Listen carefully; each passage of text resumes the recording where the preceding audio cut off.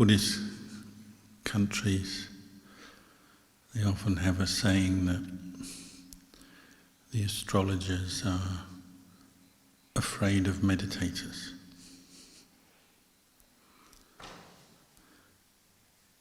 Strangely, for the Buddhist countries, which people have faith in the Buddha and his teachings, there's also a lot of interest in astrology.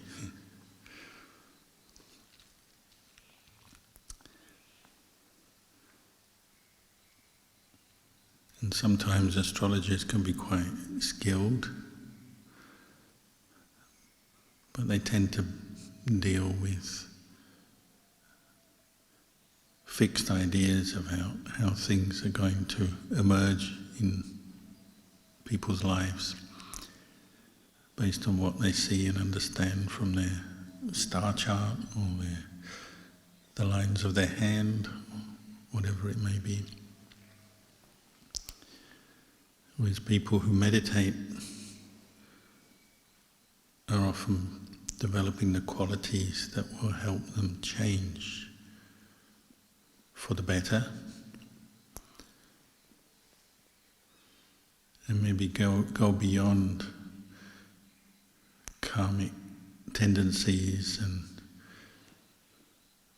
predictions about what's going to happen for them that the astrologers might make. As we know, there's even the Buddha, his own life story. All the leading Brahmins, astrologers of the kingdom, when Prince Siddhartha was born, they came together, called together by his father, and they predicted that he would either become a great king, world-conquering king, or a great religious leader, an enlightened teacher. But only one in the group predicted that he would definitely become an enlightened teacher.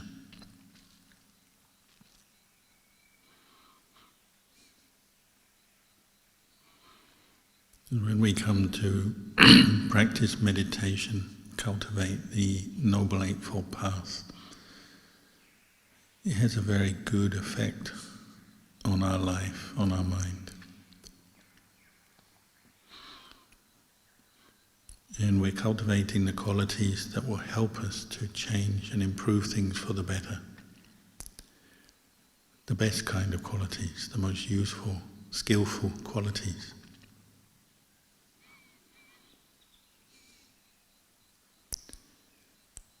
But we also have to allow for the fact that we have made karma in the past, in this life and in past lives.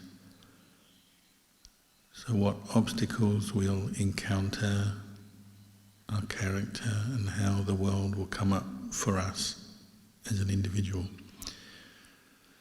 will vary between people, from person to person. As you see from the teachings of the Buddha when he was alive, and then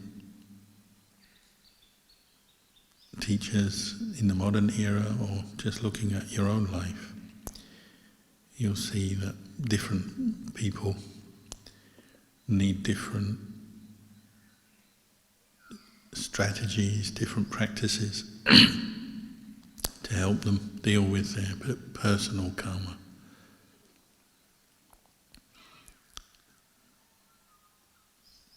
An obvious one is some people get ill more than others. Some people have accidents or injuries, whereas others don't seem to have much. Some people have enemies, people who come along and cause them all kinds of trouble, whereas others have less of that, and so on. Everyone is different, and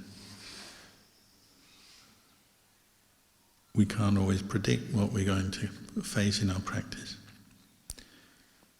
But we can apply ourselves to develop skillful qualities to deal with whatever comes up.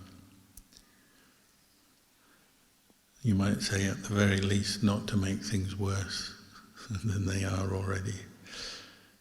Not to make a bigger problem out of whatever problem you have. Not to exaggerate, embellish, dramatize. Or as we say, don't create a mountain out of a molehill. One of the ways they describe Ajahn Chah, his skill as a teacher, is that he could help people to reduce the size of their mountain back down to a molehill. Or if their problem was the size of a molehill, to make it disappear altogether. For example, the lady who lost her diamond ring that had so much emotional value and was crying and told Ajahn Chah, "I've lost my ring." And he just said, "Ring? Diamond ring? Diamond? What's diamond? Rock. It's just a rock. You've lost a rock." Which is the truth. Maybe a hard truth to accept, but it's still the truth. Diamond is just rock.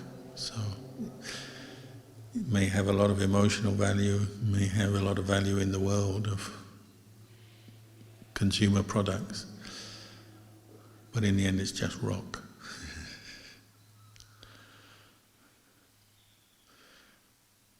Of course, when you apply the Dhamma to a problem, may not always be a quick solution or easy solution to accept. Sometimes it takes time. And you see that when you come to practice meditation. You're hearing teachings, bringing your mind to contemplate and reflect on the teachings, bringing up mindfulness, effort. But you might not see immediate results. So you also need some faith and trust in the Buddha and his teachings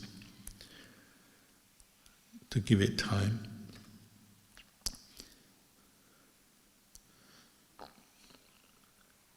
Sometimes the results of a meditation retreat come later.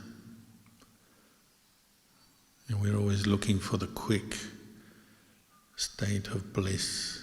I want to experience bliss and happiness right now. I want all my suffering to disappear right now.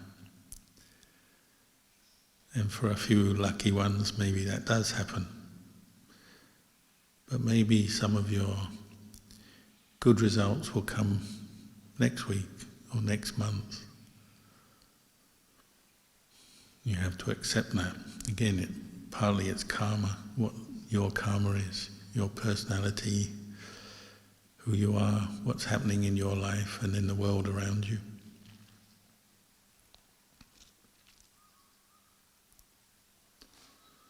But the same principles apply for everyone. If you put effort into cultivating skillful qualities, sila, samadhi, panya, then good results will come from that, whether quick or slow.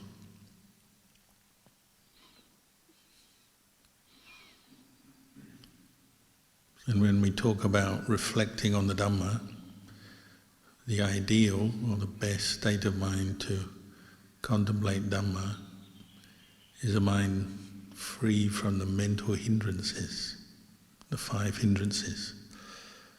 So it's a mind free from sensual desire.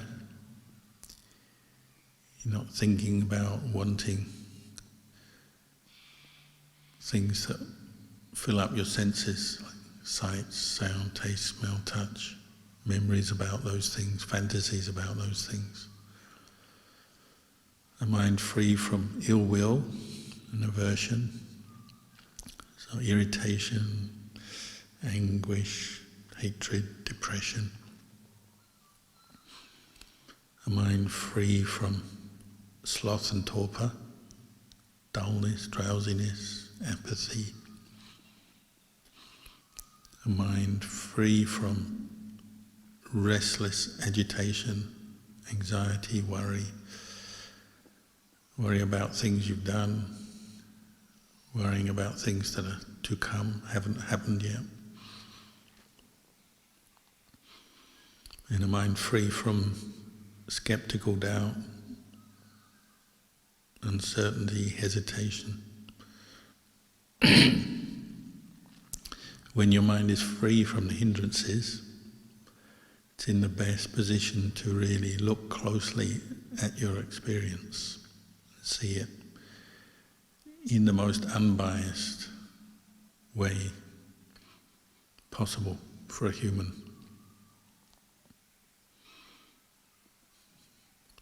So a mind free from the hindrances is the mind of samadhi, which is why it comes at the kind of peak or the end of the Noble Eightfold Path. But it's not separate from the rest of the path. All the factors that support the arising of states of calm, samadhi, helping you to set aside the hindrances. All those other 7 factors support that. From right view, right thought, right livelihood, right action, right speech, right effort, right mindfulness. They all are helping you to develop a state of mind that is clear, calm, stable, free from the hindrances.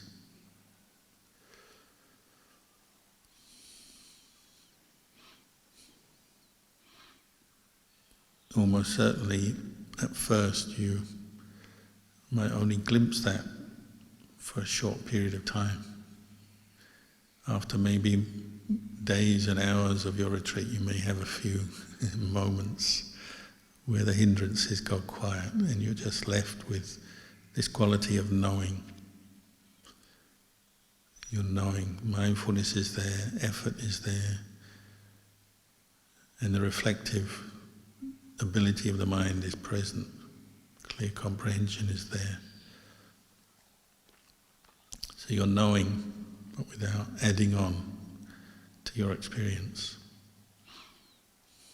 So usually we develop this through a meditation object, like the breath, or loving kindness, metta, or the body, focusing on the body or an aspect of the body. And the efforts we put into that are gradually helping to clear away hindrances. Although it can be hard work at times, because the hindrances are stubborn and we're used to them. So used to them we may not even recognize a hindrance as a hindrance. Sometimes we say we get stuck into the hindrances, our mind is not peaceful because we welcome them into the mind. They're not actually a fixed part of who we are. But because we didn't realize what we are doing so many times for so many years in our life, we get into the habit of welcoming sensual desire, ill will, sloth and torpor, anxiety, skeptical doubt into our mind. We open the door and welcome them in, so they're quite used to coming in and taking over and lounging around, sitting there, taking up space. And of course, the result of that is you don't feel very peaceful, you feel disturbed, caught out, caught up in whatever the hindrance is bringing you. So Ajahn Chah had this way of describing the mind of the meditator. He said, when you're mindful and you put your attention on the meditation object, it's like you're sitting in the porch or the hallway of your house. If you're sitting in the porch, the doorway of your house, there's just one chair there and you're sitting on it when you're mindful. And so people come into your house and they look around, where can I sit? But you're occupying the only chair there. So of course they have to go out again because there's nowhere to sit down.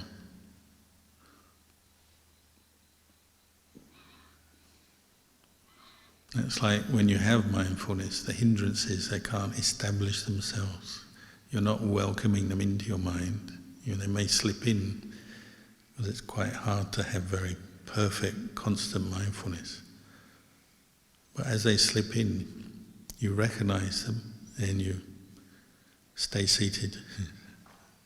You don't give them the room to settle down and take over your mind. So you'll notice when you put effort into being mindful of the breath, for example, of course, all kinds of thoughts and memories come up. Sensations in your body, feelings, pleasure and pain. You'll notice all of this, but the idea is to keep coming back to your chair, the breath, and firmly and committedly keep coming back there so that the hindrances can't get established. You may already have experienced that sometimes where you put effort into coming back to the breath, so all the other stuff gradually fades out of your mind. And that's where you may experience some inner peace. Body feels still, calm. Mind feels calm, if only for a short period of time. And it will give you some experience in meditation, something that maybe you can remember and might inspire you. Because you realize, oh yeah, you can let go of stuff.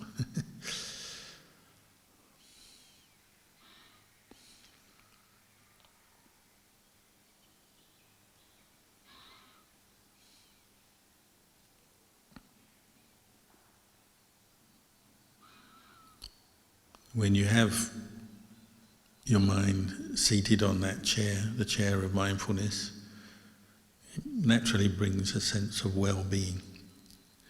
Because one of the effects of hindrances is, well, they take your awareness all over the place. You start thinking about different things, and that's quite tiring for the mind.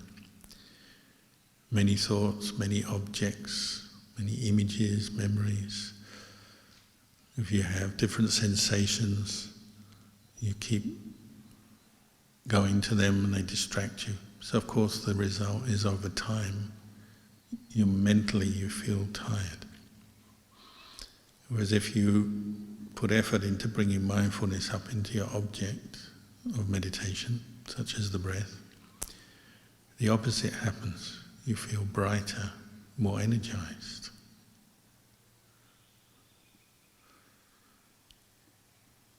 Partly because the body and the mind are settling down into kind of their own rhythm because of the presence of mindfulness. Your attention is turned inwards and you notice the energy of the body, what you might call the pranic energy or the chi or the breath energy. People describe it in different ways. They find that, or you will find that your attention is much more sensitive to the internal feelings and sensations of the body, quite naturally, because you're not going out to the world so much, thinking about other people, other places. This sense of well-being comes up, it's both physical and mental. So sometimes the samadhi energy becomes more tangible. It's both a feeling and it's just a natural settling of the mind and settling of the body elements. This is the old-fashioned or ancient way of talking about the body. It's the four elements: the earth element, the water element, the air element, and the fire element, temperature in the body, heat and cold. Particularly the air element becomes more prominent when you're practicing samadhi and meditation. So you'll notice the energy lines of the breath, as it were, around the body. From the inside, you're sensing your body from the inside.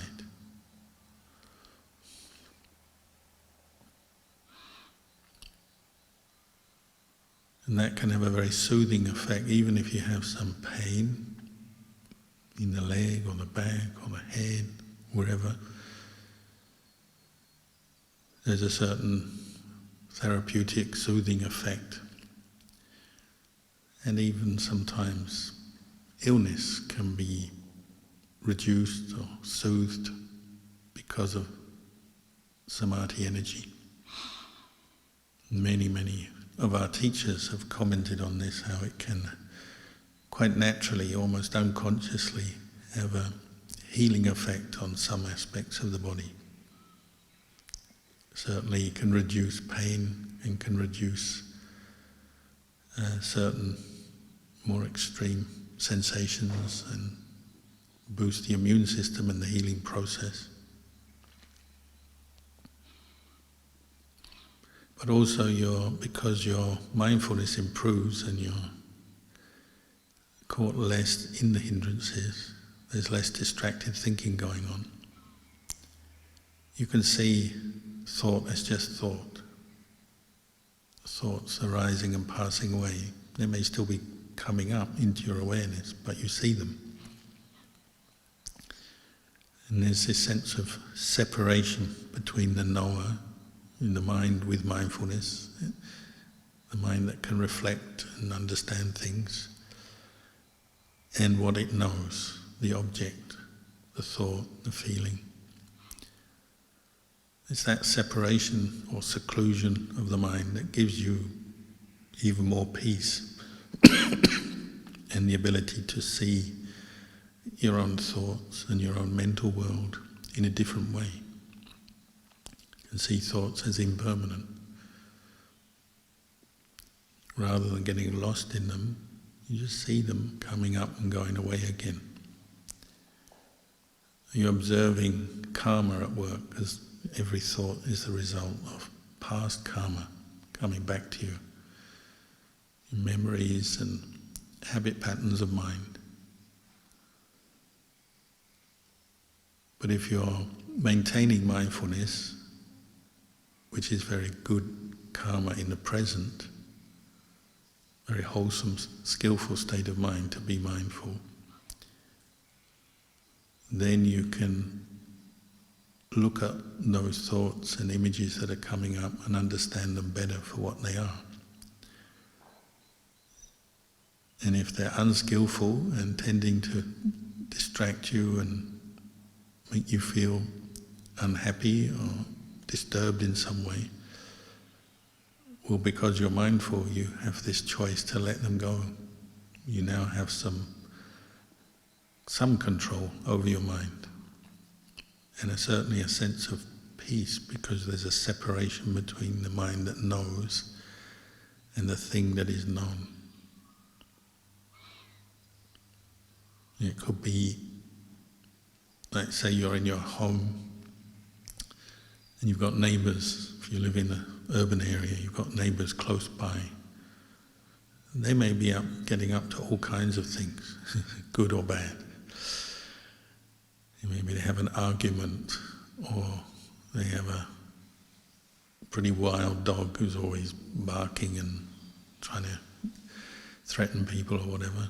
But if you're in your house, you're still aware of what's going on, but you don't feel too bothered by it because you're inside your house.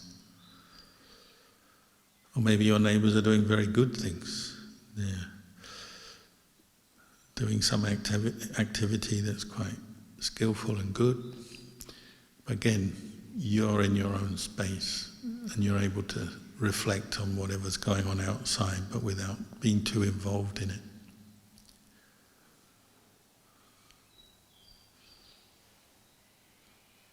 So samadhi gives you this sense of separation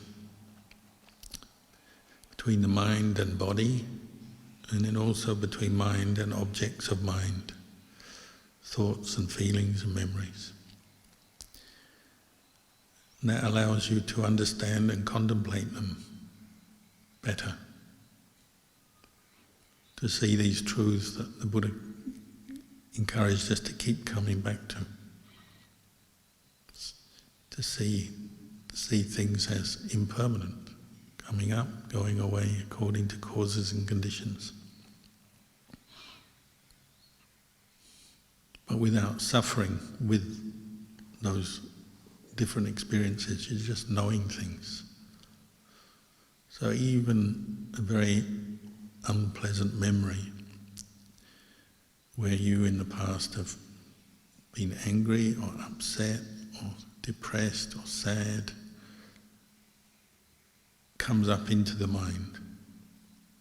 When mindfulness is there in a more continuous way and you have the calm, the well-being of samadhi present, you can look on that memory and those emotions coming up, but without grasping, holding hold of them, just know them for what they are. And then you have a chance to let them go with mindfulness and with wisdom. So not only is the practice of meditation, samadhi, does it have a healing effect on the body, when practiced well, it can have a healing effect on the mind.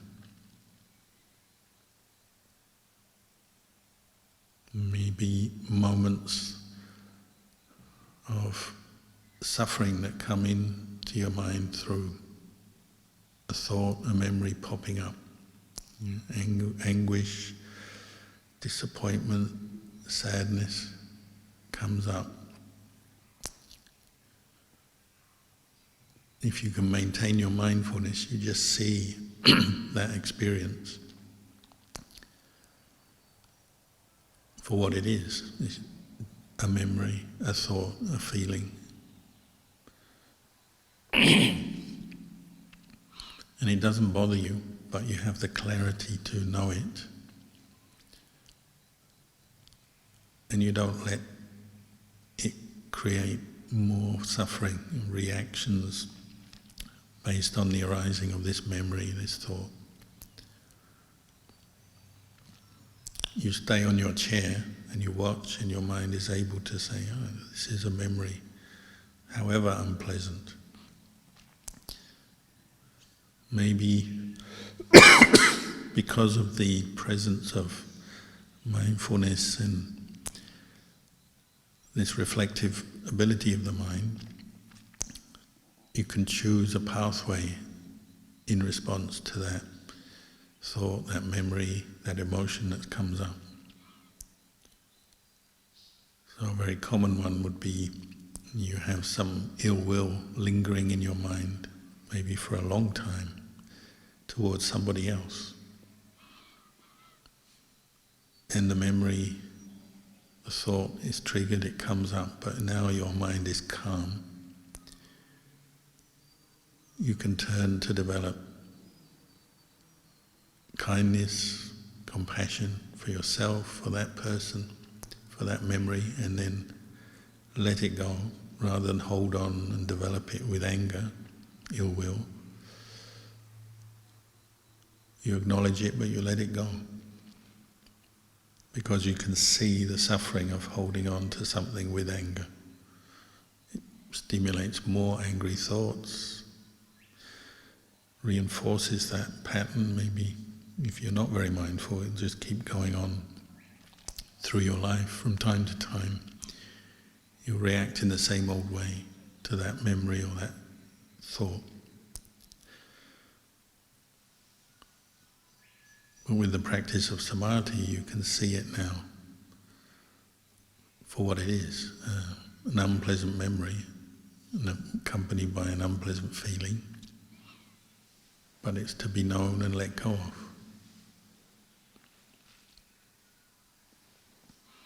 And you may turn to develop a much more positive attitude towards that particular experience you're having.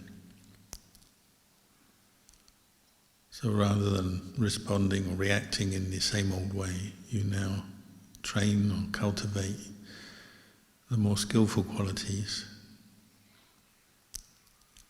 So you may have an unpleasant memory, you know you've had it before, you know what it's all about because you've seen it before. Or even if it's a relatively new one, a surprise visitor, you treat it in the wise, compassionate way, rather than the same old way of suffering and creating suffering.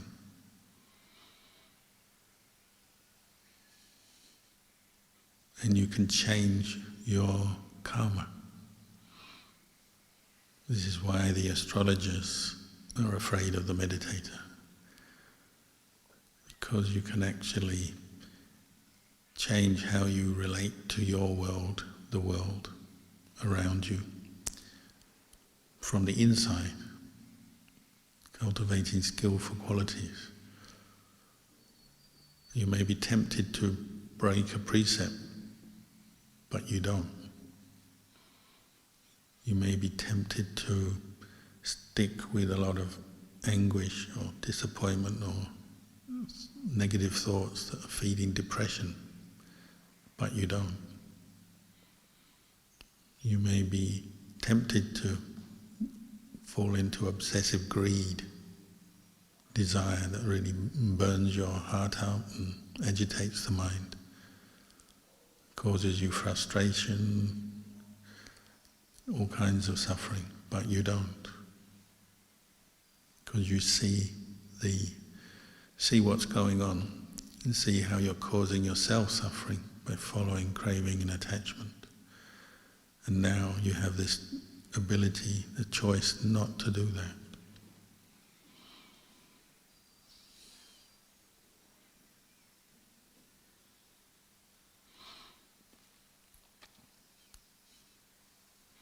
So anytime you're experiencing more calm and the feeling of well-being that comes with it, it gives you this opportunity to change your karma, change the direction of your life for the better, from the inside,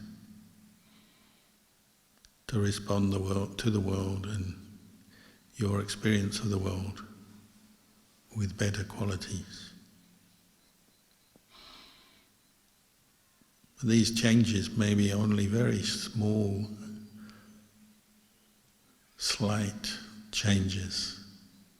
And we tend to want the dramatic, big change. We want to be ended with all our problems, all our suffering in one go. Of course, everyone would like that. But very few people experience one big letting go of everything. The reality is it's small, incremental, little changes, small, day by day, meditation by meditation, moment by moment, and not always on the meditation cushion or as you're walking meditation either. When your mind goes into the right space, some understanding can arise, and you may be just doing a job of work or driving your car or going here and going there, but you're in the right space to reflect on something. And because you practiced this before, you can do it again, even in an unusual situation.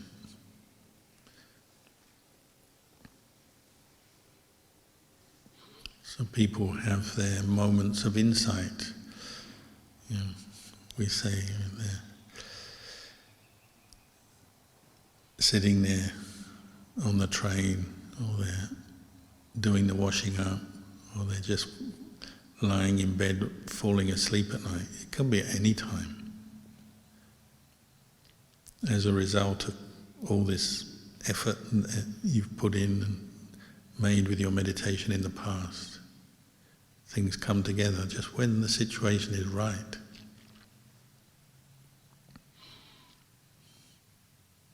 You can't always predict that, but you can learn how meditation and the qualities you're developing do help you, can help you.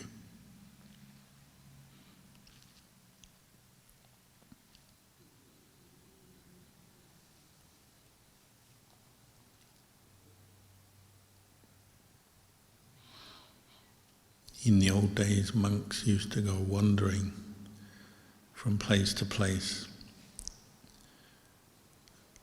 And then sometimes they'd have their insight just walking along the road, because if you walk for many hours, after a while you've thought of everything and the mind goes quiet and you're mindful of the body walking step by step. You understand how you've been holding on to some negative reaction, maybe to a person, someone you see as a rival or an enemy, or some conceited view about something that was causing you disturbance, but eventually just walking along the road you realise that and you let go. Or maybe you had some big ambition that was actually causing you suffering but you didn't realise. Just walking along the road endlessly or through the forest endlessly, you realise, oh, it doesn't matter anyway, you let it go and the mind goes peaceful. So it can be on the meditation cushion, or it can be tramping through the forest, it can be doing a job or a task, maybe even a task you're no good at, but you're just doing it anyway. But because you're bringing mindfulness up and reflecting over and over again, finally something dawns on you. You realise, oh, just let it go, let it be.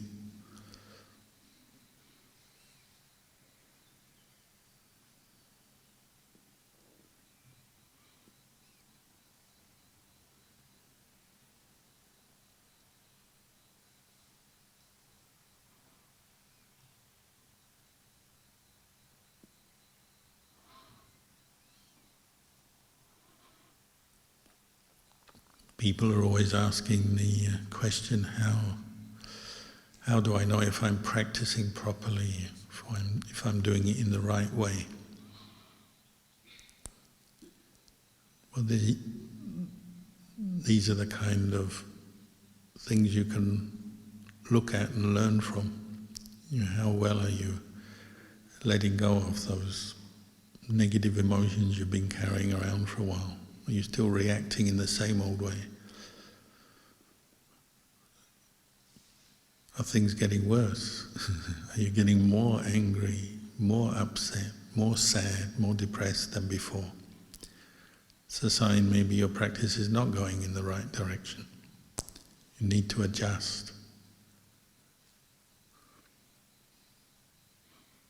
Or sometimes things are going in the right direction and you can see that because you're letting go. Less irritated, less worried, less lost in the desires of the mind, more awake, more alert, more mindful, more at peace within yourself. The results of the practice are often quite subtle. You just have to accept you'll only notice things over time. It's unlikely you're going to let go of all your defilements on one retreat. They're not impossible, so good luck to anyone who does it. But more likely is you'll just see slow, subtle, small changes for the better, hopefully. And that will give you confidence to keep practicing.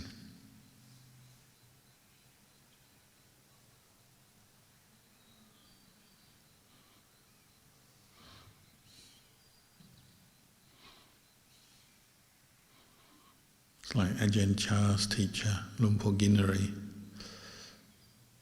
spent all his time walking.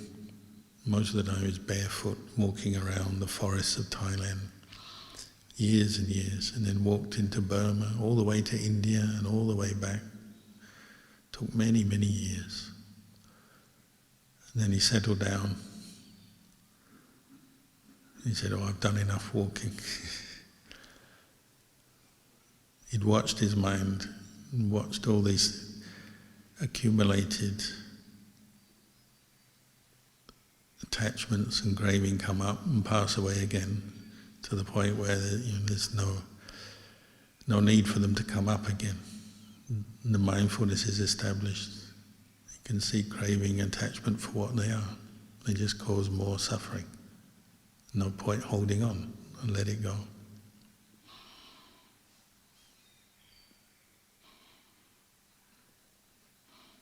And Ajahn Chah went to live with him. At first he couldn't be sure that Lumpur Ginari was enlightened. He thought, I don't see him meditate much. He's always just pottering around. But that's because his mind was free from craving and attachment. So it really didn't matter what he was doing.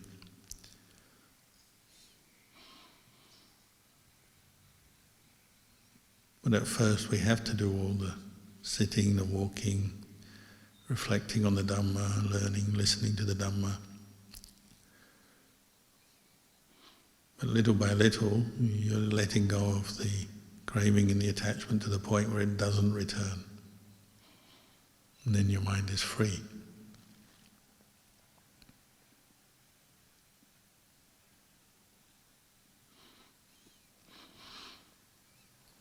So don't despair if your mind is not peaceful. It's just more things to observe, to understand, and then let go. I'll leave you with these thoughts this morning, and for the rest of the period we can silently meditate together.